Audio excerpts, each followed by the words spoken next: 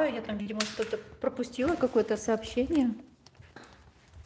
Вот, смотрите, я его накрыла. Это я чисто накрыла его, чтобы он тепло дольше сохранял мой пирог, потому что этот муж скоро придет, чтобы он тепленький был.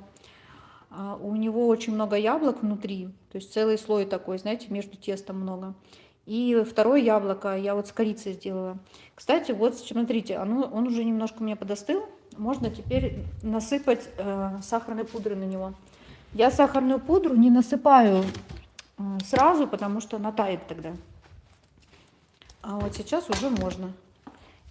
Так как я сахар клала намного меньше, чем положено, она была стакан сахара, а я клала чуть-чуть больше половинки, вот, то у нас он как бы такой не сильно-сильно сладкий. Ну, у нас яблоки сладкие, в принципе. Короче, вот так вот мы посыпаем.